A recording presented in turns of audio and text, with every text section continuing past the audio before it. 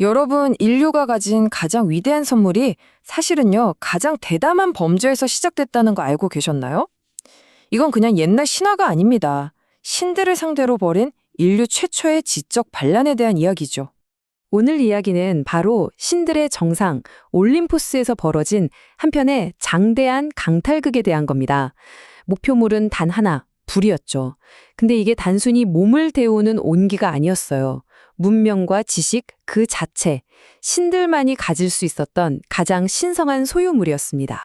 자, 그럼 시간을 거슬러 올라가 볼까요? 모든 것의 시작, 최초의 인간이 만들어지던 바로 그 순간으로요. 그들은 신의 모습을 꼭 닮았지만 동시에 너무나도 연약한 존재였습니다. 이 거대한 이야기의 중심에는 한 인물이 있습니다. 신들이 세상을 지배하기 전 거대한 힘을 가졌던 존재, 바로 티탄족 프로메테우스죠. 먼저 생각하는 자라는 이름처럼 그는 신들이 막 만들어낸 이 새로운 존재, 인간에게서 무한한 가능성을 받습니다. 프로메테우스는 땅의 진흙을 한 줌 쥐어서 아주 신중하게 빚기 시작했어요. 근데 이게 그냥 빚는 게 아니었죠. 바로 신들 자신의 모습을 본떠서 만든 겁니다. 두 발로 당당히 서서 세상을 마주 볼 수 있도록 말이에요. 프로메테우스는 인간에게 정말 특별한, 다른 동물들과는 근본적으로 다른 선물을 하나 더 줍니다. 세상 모든 짐승들이 땅만 쳐다보고 있을 때 오직 인간만이 고개를 들어서 저 하늘의 별을 바라볼 수 있게 만든 거죠. 이건 그냥 자세가 아니었어요. 더 높은 곳을 향한 열망의 씨앗을 심어준 겁니다. 그런데 말이죠. 결정적인 문제가 하나 있었습니다. 겉모습은 이렇게 고귀한데 인간은 너무나도 약하고 무력했다는 겁니다. 맹수나 혹독한 추위 앞에서는 정말 속수무책이었죠. 바로 이 안타까움, 이 연민이 프로메테우스로 하여금 아주 위험한 계획을 꾸미게 만듭니다. 자, 프로메테우스의 계획은 한 연회에서 시작됩니다. 이 자리에서 벌어진 단 한 번의 교활한 속임수가 앞으로 신과 인간 사이에 벌어질 모든 갈등의 불씨가 되죠. 그곳은 바로 메코네라는 장소였는데요. 신과 인간이 한자리에 모여서 아주 중요한 걸 정해야 했어요. 바로 신에게 어떤 제물을 바칠 것인가, 그 몫을 정하는 일이었죠. 이게 앞으로의 관계를 영원히 결정짓는 순간이었습니다. 이때 프로메테우스가 정말 기가 막힌 꾀를 냅니다. 제물을 두 덩이로 나눠서 준비한 거죠.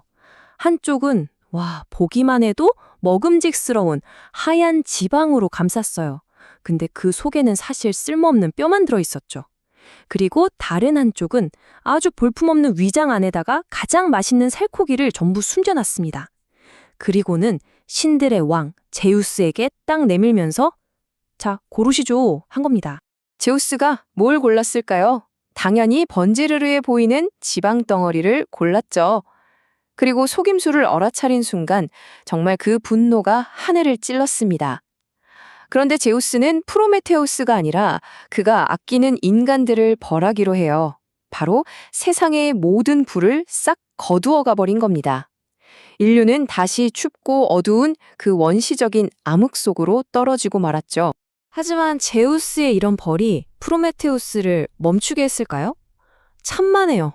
오히려 그는 이제 굴복하는 대신 저항하는 혁명가가 되기로 결심합니다. 신들의 심정부로 직접 쳐들어가기로 한 거죠. 이제 이 이야기의 하이라이트가 시작됩니다. 그의 계획은 정말 대담하고 치밀했어요. 먼저 신들의 눈을 피해 안개 낀 올림포스산 정상을 몰래 오릅니다. 그곳 신성한 화로에서 영원히 타오르는 불씨 하나를 잽싸게 훔쳐내죠. 이 소중한 불씨를 어떻게 숨겼을까요? 바로 속이 텅 빈 거대한 회항 풀줄기 안에다 조심스럽게 감춥니다. 그리고 마지막 신들의 감시를 뚫고 산을 내려와서 마침내 저 아래 어둠 속에서 떨고 있는 인간들에게 이 희망의 불꽃을 건네준 겁니다. 이 작은 불꽃 하나가 인류의 모든 걸 바꿔놨습니다. 정말 하룻밤 사이에 세상이 달라졌어요. 춥고 어두울 밤은 따뜻한 온기와 밝은 빛으로 가득 찼고요. 날것으로 먹던 음식은 불 위에서 맛있게 익혀졌죠. 밤이 되면 공포의 대상이었던 맹수들은 이제 인간이 불로 만든 도구와 무기 앞에서 두려움에 떨게 됐습니다. 이건 단순히 살아남는 방식이 바뀐 게 아니었어요. 바로 문명이라는 위대한 새벽이 밝아온 순간이었습니다. 하지만 신들의 왕에게 맞선 대가는 결코 가볍지 않았습니다. 인류에게는 빛을 가져다 줬지만 프로메테우스 자신을 기다리고 있던 건 정말 끔찍하고 영원히 끝나지 않을 형벌이었죠. 신성한 권위에 도전한 대가는 너무나도 분명했습니다. 제우스는 인류의 해방자 프로메테우스에게 인간의 상상으로는 감히 헤아릴 수도 없는 잔혹하고 영원한 고통을 선고했죠. 그는 세상의 끝 저 멀리 코카서스 산맥의 가장 높은 바위에 쇠사슬로 꽁꽁 묶였습니다. 타는 듯한 태양과 살을 애는 눈보라를 영원히 맨몸으로 견뎌야 했죠. 근데 이게 끝이 아니었어요. 제우스는 그의 고통을 매일매일 생생하게 만들기 위해 거대한 독수리 한 마리를 그의 고문관으로 보냅니다. 그의 고통은 그야말로 무한 반복이었습니다. 매일 아침이면 그 제우스의 독수리가 어김없이 날아와요. 그리고는 살아있는 프로메테우스의 배를 쪼아 그 간을 파먹습니다. 끔찍한 고통 속에 하루가 지나고 해가 지면 독수리는 돌아가지만 밤사이 그의 간은 불멸의 몸 덕분에 상처 하나 없이 완벽하게 재생됩니다. 왜냐고요? 바로 다음 날 똑같은 고통을 다시 겪게 하기 위해서였죠. 이것이 그에게 내려진 영원한 형벌이었습니다. 하지만 그의 이 끔찍한 고통은 결코 헛되지 않았습니다. 프로메테우스는 억압적인 권력에 맞서서 인류에게 지식이라는 빛을 가져다준 역사상 최초의 혁명가로 기억되게 되죠. 그는 지적 자유와 진보를 향한 인간의 투쟁, 그 자체의 영원한 상징이 된 겁니다. 여기서 마지막 질문을 던져보죠. 불을 훔친 프로메테우스는 이렇게 영원한 고통에 처해졌습니다. 그렇다면 그 금지된 선물을 받은 우리 인류는 어떻게 됐을까요? 과연 제우스의 분노가 여기서 끝났을까요? 제우스는 불을 훔친 자에게는 독수리를 보냈습니다.